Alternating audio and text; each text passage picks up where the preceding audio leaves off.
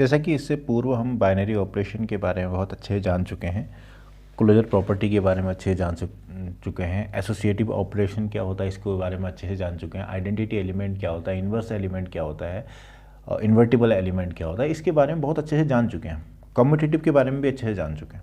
पर अब इनको ना एक धागे में पिरोना है, इन सबको एक साथ किस नज़रिए से देखना है, ये बहुत महत्वपूर्ण प्रश्न बन जाता है। तो आज हम यही काम करने जा रहे हैं। देखिए, सबसे पहले ग्रुपोइड है, फिर सेमी ग्रुप है, फिर मोनोइड है, फिर ग्रुप है, फिर अबेलियन ग्रुप है। ये 5 चीज़ें हैं क्या? तो ध्यान से सुनना जरा, ध्यान से। हमने एक पढ़ा क्लोजर, ठीक है, एक पढ़ा हमने एसोसिएटिविटी,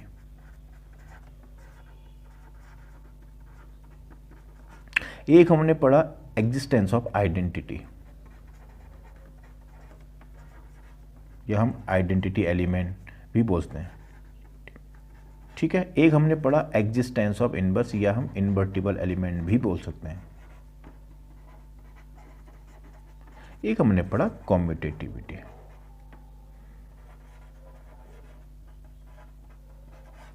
ठीक है, ये है 5। अब ध्यान से देखना, ऐसा सेट जिसमें क्लोजर हो, ऐसा सेट जिसमें क्लोजर हो, उसको हम बोलते हैं ग्रुपोइड। सिर्फ क्लोजर, इसको हम क्या बोलेंगे? ग्रुपोइड। आई बात समझ में? ऐसा जिसमें क्लोजर और एसोसिएटिविटी हो, क्लोजर प्लस एसोसिएटिविटी, उसको हम बोलते हैं सेमी ग्रुप। उसके बाद जिसमें क्लोजर हो प्लस एसोसिएटिविटी हो, फिर आइडेंटिटी हो, इसको क्या बोलते हैं हम? क्लोजर भी हो, एसोसिएटिविटी भी हो, आइडेंटिटी भी हो, तो उसको हम बोलते हैं मोनोइड। उसके बाद जिसमें क्लोजर हो प्लस एसोसिएटिविटी हो प्लस आइडेंटिटी हो प्लस इन्वर्स हो। अगर ये 4 प्रॉपर्टी हैं, क्लोजर, एसोसिएटिविटी, आइडेंटिटी और इन्वर्स, तो इसका मतलब क्लोजर होना चाहिए, बाइनरी ऑपरेशन ठीक हो गया, एसोसिएटिव प्रॉपर्टी होल्ड करना चाहिए, आइडेंटिटी एलिमेंट होना चाहिए और हर एलिमेंट इन्वर्टिबल होना चाहिए। अगर ये 4 प्रॉपर्टी किसी सेट में हैं विद बाइनरी ऑपरेशन के साथ, तो ये ग्रुप कहलाता है। अब क्या होता है कि क्लोजर है प्लस एसोसिएटिविटी है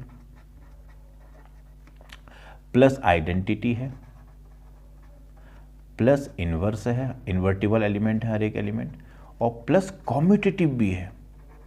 तो ये 5 प्रॉपर्टी जहां पर बन जाएंगी, उसे हम अबेलियन ग्रुप कह देंगे। बात समझ में आई ना? मैं एक छोटे से डायग्राम से आपको समझाने का प्रयास करता हूं, ध्यान से सुनना। पहला हो गया कम्यूटेटिव, या अबेलियन ग्रुप बोल सकते हैं। क्या? Abelian group. उसके बाद हम बोलेंगे ग्रुप, उसके बाद हम बोलेंगे मोनोइड ग्रुप, उसके बाद हम बोलेंगे सेमी ग्रुप, उसके बाद हम बोलेंगे क्या? आपका ग्रुपोइड। तो समझ में आया बच्चों?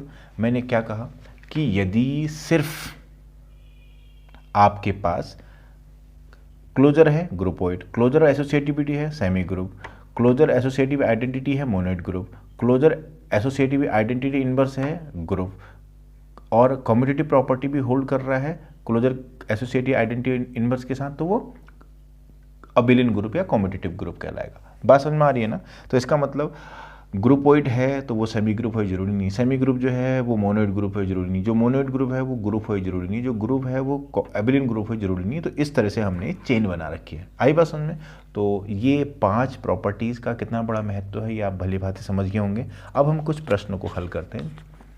पहला है, so that the set of integer is group with respect to addition. तो सेट ऑफ इंटीजर को हमने ग्रुप प्रूफ करना है। तो सबसे पहली बात आती है क्लोजर।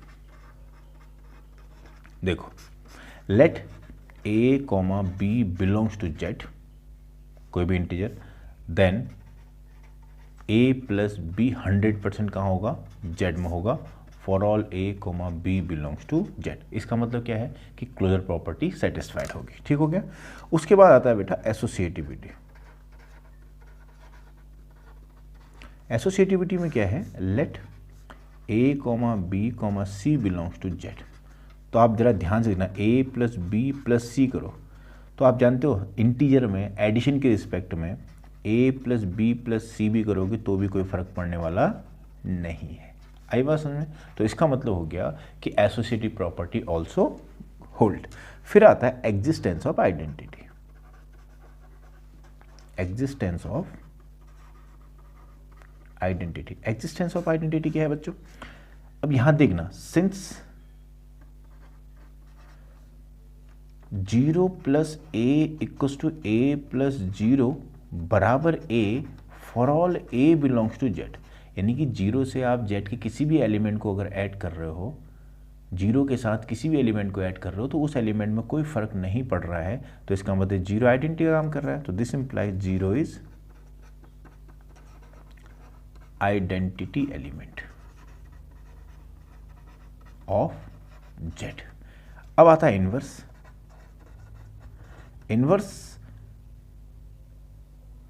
इनवर्स का मतलब है कि लेट ए बिलोंग्स टू, मैंने जेड लिया तो ए के साथ मैं क्या ऐड करूं कि आइडेंटिटी आ जाए। तो यहां पर साफ साफ देख रहे हो आप कि ए के साथ मैं माइनस ए ऐड अगर कर दूं तो ये इस ग्रुप की आइडेंटिटी आ जाएगा 0। तो इसका मतलब हो गया minus A is inverse of A for all A belongs to Z. अगर आपसे कोई पूछेगा 5 का इनवर्स क्या है तो आप बोलोगे -5। कोई आपसे बोलेगा -10 का इनवर्स क्या है, आप बोलोगे 10। तो इसका मतलब जो भी नंबर होगा इंटीजर में उसका जो निगेटिव होगा बच्चों वो उसका इनवर्स हो जाएगा। तो इसका मतलब इस वाले सेट में एडिशन बाइनरी ऑपरेशन अगर है तो क्लोजर प्रॉपर्टी भी सेटिस्फाइड हो रही है, एसोसिएटिविटी भी हो रही है, एग्जिस्टेंस ऑफ आइडेंटिटी 0 इसका आइडेंटिटी एलिमेंट है, इनवर्स भी एग्जिस्ट कर रहा है। तो बच्चों ये आपका ग्रुप के 4 की 4 प्रॉपर्टी को सेटिस्फाइड कर रहा है, तो इसका मतलब ये ग्रुप हो गया। आई बात में?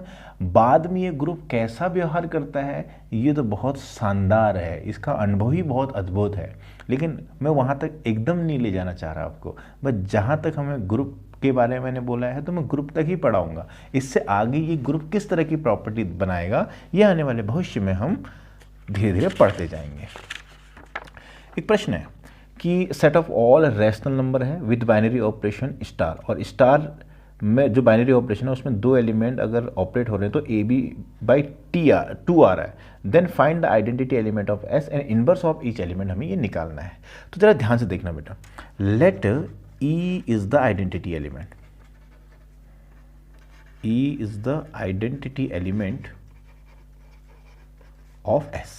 ठीक है, अगर ये आइडेंटिटी एलिमेंट है तो इसका मतलब आइडेंटिटी एलिमेंट की प्रॉपर्टी क्या है बच्चों?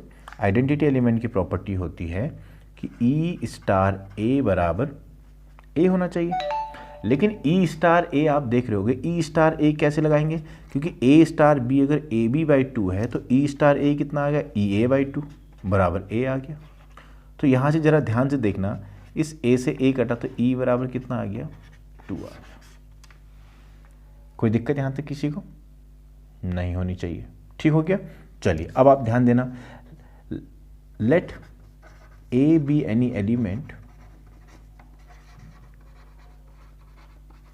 Of S and B is the inverse of